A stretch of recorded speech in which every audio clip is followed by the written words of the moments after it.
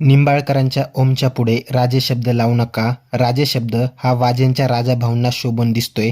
ठाकरेंचा मंच दंगलकार चंदन शिवेंनी गाजवला. शिवसेनेचा जन्म सत्तेसाठी झाला नव्हता. शिवसेनेचा जन्म मराठी माणसाच्या अस्मितेसाठी झाला होता. त्यामुळे कोण आलं कोण गेलं याने शिवसेना संपणार नाही. स्वतःला मूल झालं नाही म्हणून शेजाऱ्याला बोलवायचं आणि ऑपरेशन यशस्वी झालं तर तिसराच कुणीतरी पेढे वाटतोय याचं आश्चर्य वाटतंय. अशा शब्दात नितीन चंदन शिवे यांनी एकनाथ शिंदे यांच्या शिवसेनेवर आणि भाजपवर टीका केली. 40-50 वर्षांपूर्वी शिवसेनेचा जो दरारा होता तो दरारा आता परत मुंबईत दिसावा. संजय राऊत यांनी शिवी दिली म्हणून यांनी दंगा केला.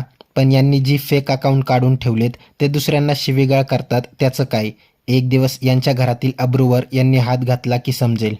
ठाकरेंचा वर्धापन दिन नितीन चंदन शिवे यांनी गाजवला. नेमकं घडले काय ते सविस्तर पहा. त्यापूर्वी चॅनलवर नवीन असाल तर चॅनलला सबस्क्राईब करून बेल आयकॉनवर क्लिक करा. तर भांडणं त्यांची आणि दंगा इथं.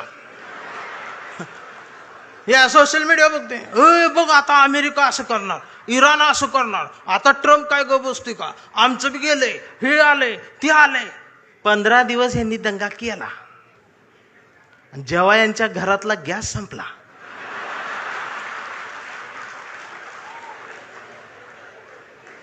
त्यावेळेला बीकॉम झालेली बायको पहिल्यांदाच चुलीजवळ आली.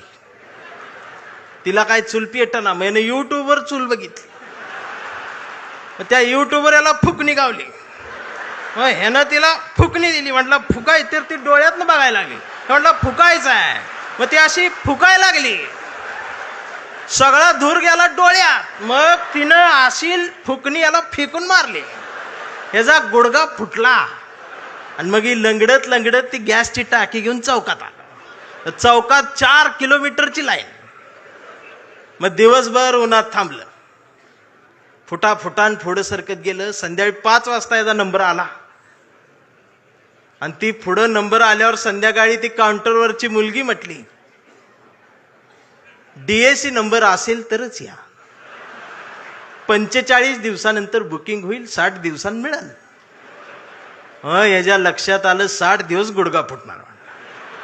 त्यानं असं डोळं झाकलं, गार वाऱ्याची झुळूक आली. मग यो म्हटला, जगाला युद्धाची नाही बुद्धाची गरज. कधी चुलीत लाकडं गेल्या. अहो आमचं उपमुख्यमंत्री शिंदे साहेब सुद्धा टीव्हीवर पहिल्यांदाच नाव घेतलं, कधीच नाव घेतलं नव्हतं बुद्धाचं. ते सुद्धा पत्रकार परिषदेत म्हटले, जगाला युद्धाची नाही बुद्धाची. बायकोन मला बघितलं, म्हणलं बाई काय म्हणतात. मी बघितलं तर ते खरंच म्हणत होते बुद्धाची गरज आहे. मग मी डोकसं खाजवत म्हटलं, ह्यांच्या बी घरातला गॅस संपलेला आहे म्हणलं.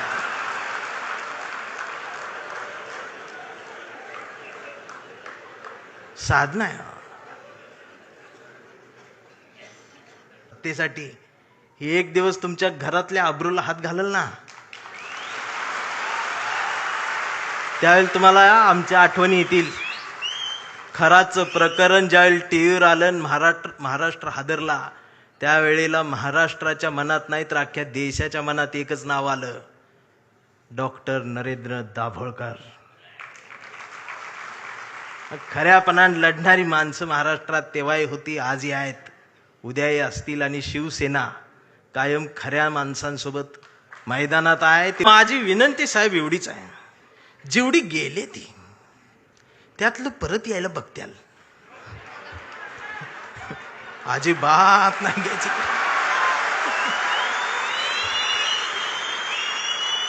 पाया पडतेली येऊन. त्यांचं दुःख आहे हो, त्यांना तुम्ही शिव्या देऊ नका. मला माहित आहे, दररोज उद्घाटन करतात, दररोज सत्कार करतात, पण घरी गेल्यावर दार लावून रडतात. हे मग तर मलाच माहित आहे. दार लावून साहेबांचं नाव घेऊन रडतात. मी म्हणते त्यांना, मी येऊ खांदा द्यायला नको. मी काय भीत नाही, सत्तेला भीत नाही. जाणारच आहे ना एकदा तरी. काय राहणार आहे तुमचं? अख्ख्या महाराष्ट्राच्या मनावर राज्य करणारा, हृदयाच्या कप्प्यात बंद झालेला आमचा अजितदादा सारखा नेता अचानक गेलाच ना. काय नेलं सोबत? आणि दादा गेल्या दिवशी दुसऱ्या दिवशी कुटुंब शपथा घेत होतं पण मंत्रीपदाच्या. हा विनोद नाही, हा विनोद नाही, ही वेदना आहे, पर्याय नाही. काय राहते आमचं? रात्रीचे 1:30 वाजता आमदार शिव्या देते फोन करून त्या प्रकाशकाला. मी ऐकली ती ऐकली. 8 मिनिटात 36 शिव्या आहेत. स्ट्राईक रेट काढला तर 400चा आहे ते.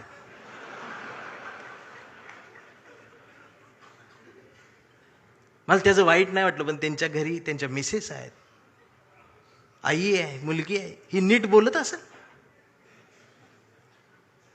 आणि बाळासाहेब असते तर मातोश्रीवर बोलवून 400च्या स्ट्राईक रेटनं. बाळासाहेब नसले काय झालं? तुमच्या मनगटात तो विचार आहे ना, तो स्वाभिमान जिवंतच ठेवा. मला काय करायचं ते करा. या देशाच्या संविधानाला तिरंग्याला जरी साधं नख लागायचा प्रयत्न जर कोणी केला तर माझा ह्यो काळा रंग तुमच्यात मिसळून जाईल. आता ही भाषाच कळत नाही यांना, वैचारिकपणच राहिलं नाही. राऊत साहेब लगेच मारतेत, अंगावरच येते, शाईच टाकायला येते शाई. परवा एका कार्यक्रम सुरू करायच्या आधी ती DYSP माझ्याकडे आली, म्हटले भाषण करू नका. म्हटलं काय झालं? काही संघटना तुमच्यावर शाई टाकायला. मी म्हटलं मी लय लांब आलोय, करू देते. बाजूला ते कॉन्स्टेबल बघत होत माझ्यावर, ते हसायला लागलं मला बघून. म्हटलं काय झालं, का हसताय? तर म्हटले तुमचं तोंड काळ करणार आहे. मी म्हटलं साहेब बोलू दे 2 मिनिटं. तर ते म्हटले तुमच्या रिस्कवर बोलणार का? मी म्हटलं अहो आम्ही जन्माला येतानाच आमच्या रिस्कवर आलो.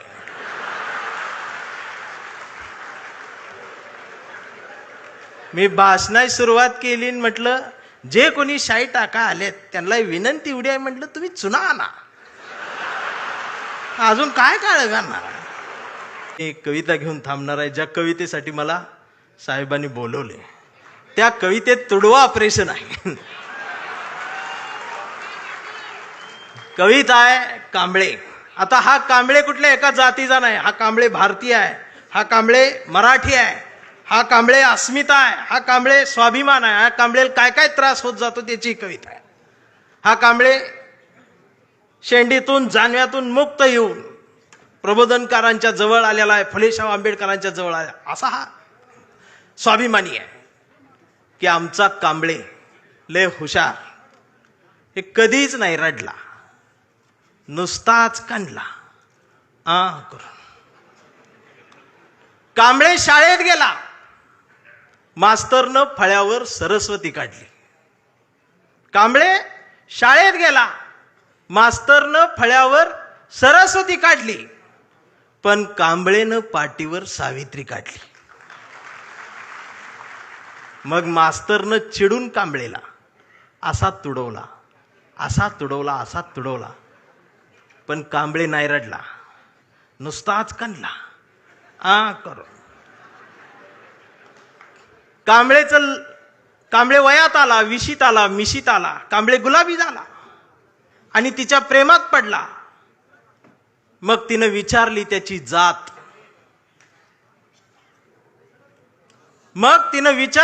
जात, कांबळे म्हणाला वेडे मी माणूस, माणूस माझी जात, प्रेमात कसली आली जात. मग माणूस माझी जात म्हटल्यावर तिनं बरोबर ओळखली जात. मग तिनं बी कांबळेला असा तुडवला, असा तुडवला, पण कांबळे बी हुशार, नाही रडला, नुसताच कांडला.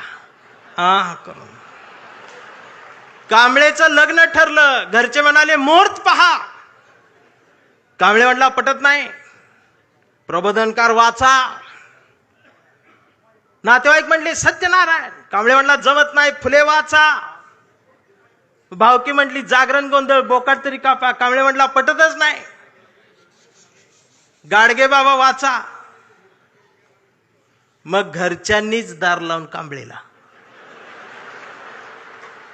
असा तुडवला, असा तुडवला. पण कांबळे बी हुशार, नाही रडला, नुसताच काढला. हा, इथं कोण शाई वगैरे लावा आले का? चुना ना. मग कांबळे अशा चळवळीत आला. सगळ्या चळवळी अशा गट तट फुटून बिटून गेलेले. कांबळेला वाईट वाटलं. कांबळे सगळ्यांना वाटला, सगळ्यांनी एकत्रित या, देश समजून घ्या, महाराष्ट्र समजून घ्या. दिवसभर बोंबलत राहिला. मग संध्याकाळी सगळे एकत्रित आले आणि एकत्रित येऊन आपल्याच कांबळेला, आपल्याच लोकांनी असाच तुडवला. पण कांबळे बी हुशार, नाही रडला, नुसताच काढला. आणि आता कांबळे शिवसैनिक झाला.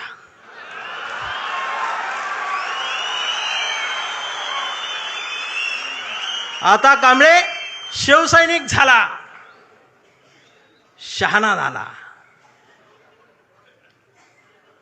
आमदार झाला, खासदार झाला, मंत्री झाला. मग त्याला फोडायसाठी सापळा रचला. त्याला बोलवून घेतलं, कांबळे नाही गेला. तो ऐकत नाही म्हणून त्याला मग जेलमध्ये टाकला. तिथं सुद्धा ईडीनं त्याला असा तुडवला. पण कांबळे तिथं बी नाही रडला, नुसताच काढला आणि असा भगवा फडकवत जेलबद्ध बाहेर आला. अरे, महाराष्ट्राच्या इतिहासातला सुवर्ण अक्षरांनी, सोनेरी अक्षरांनी लिहिणारा जाणार तो इतिहास आहे. तो शिवसैनिक ज्या वेळेला न झुकता बाहेर आला ना, तो नाद नाही आमच्या रावसाहेबांना, नादच नाही. आता कांबळे वयस्कर झाला. त्याच्या परवा ते सोशल मीडियावर येडं झालेले. ते सोशल मीडियावर कोण आहे? निसर्ग चित्र येतं, त्याच्यावर लिहिलेलं असतं 70% डोळे बारीक करा. हे बारीक करतात आणि त्याच्यात येतं स्वामी दिसले, पाया पडते तो. 70% डोळे बारीक करून स्वामी बघणाऱ्यांची जमात वाढली साहेब. अजून 30% डोळे उघडे आहेत ना, ती सुद्धा पूर्ण बंद व्हायच्या आधी उघडा, नाहीतर घरात घुसल. आणि असं बोलल्यावर मला मारते.